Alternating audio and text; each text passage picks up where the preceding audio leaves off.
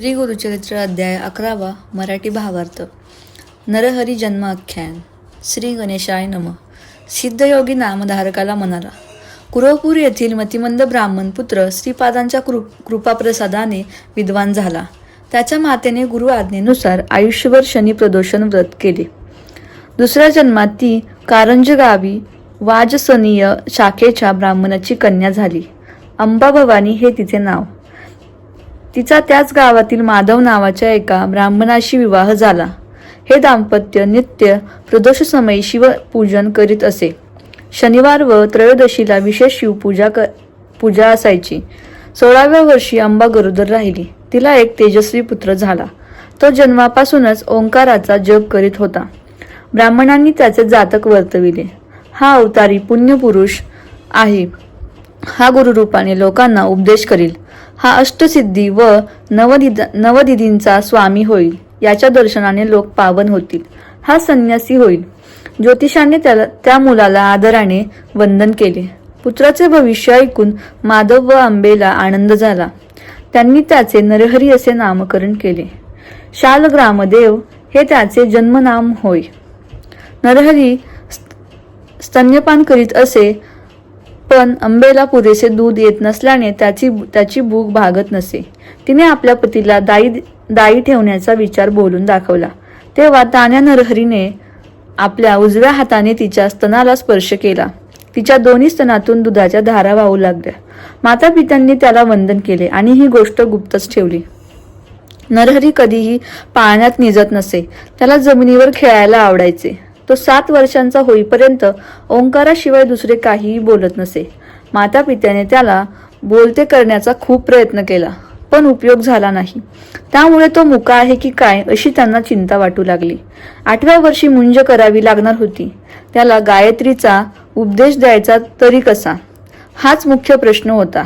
त्याचे मुकेपण तिला सहन होईना. तिला रडताना पाहून नरहरी घरातून लोखंडी वस्तू घेऊन आला. ती तात्काळ सोन्याची झाली. ते पाहून माता पित्याला मोठे आश्चर्य वाटते. त्यांनी आणखी लोखंडी वस्तू त्याच्या हाती दिल्या. त्याही सोन्याच्या झाल्या. माते पित्याने त्याला दृढ आलिंगन दिले व म्हणाले, तुझे बोल ऐकण्यासाठी आम्ही आतुरला आहोत. नरहरी हसला. त्याने जानवे, शेंडी, कटीमेखला यांच्या खुणा करून मी मुंज झाल्यावर बोलेन असे सुचवले.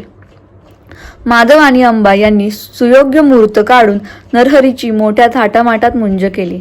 हा मुका मुलगा गायत्री मंत्र कसा म्हणणार, वेदाभ्यास कसा करणार अशी मंडपात जमलेल्या मंडळींमध्ये कुजबूज चालली होती. मौजी बंधनाचे सर्व विधी यथासांग पार पडले. माधवाने नरहरीला गायत्रीचा उपदेश केला. तो त्याने मनोमन उच्चारला. मंत्रदिशा झाल्यावर माता भिक्षा घेऊन आली. पहिली भिक्षा घालताच नरहरी ऋग्वेद म्हणू लागला. दुसरी भिक्षा घालताच यजुर्वेद, तर तिसरी भिक्षा घालताच तो सामवेद म्हणू लागला. हा अवतारी महात्मा आहे याची खूण पटून लोक त्याला वंदन करू लागले. आपल्या पुत्राचे कौतुक पाहून माधव आणि अंबा आनंदाने डोलू लागली. नरहरीने आईला नमस्कार केला व म्हणाला, तू मला भिक्षा मागण्याची आज्ञा दिली आहेस. आता मी घरोघरी भिक्षा मागेन, तीर्थयात्रा करीन. ते ऐकून अंबेला रडू आले. तू आमचा एकुलता पुत्र, तूच निघून गेलास तर आम्ही कोणाच्या तोंडाकडे पाहायचे असे म्हणून ती मुश्चिर्त पडली. नरहरीने तिला सावध केले व म्हणाला, आई, मला नियोजित कार्यासाठी गृहत्याग करणे भाग्य आहे. तू मला अडवू नकोस. तुला आणखी 4 विद्वान पुत्र होतील. ते तुझी उत्तम सेवा करतील. त्याने आपला वरदहस्त तिच्या मस्तकी ठेवला. त्यामुळे तिला पूर्वजन्माचे स्मरण झाले. आपला नरहरी हा श्रीपाद श्री वल्लभ आहे.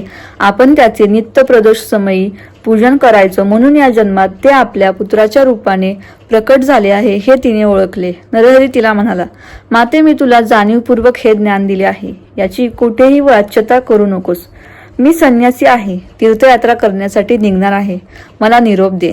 पण अंबा संमती देईना. ती म्हणाली, नरहरी, तू गेलास की पुन्हा दिसणार नाही. अल्प वेळात संन्यास घेणे योग्य नाही. धर्मशास्त्राला अनुसरून वागावे.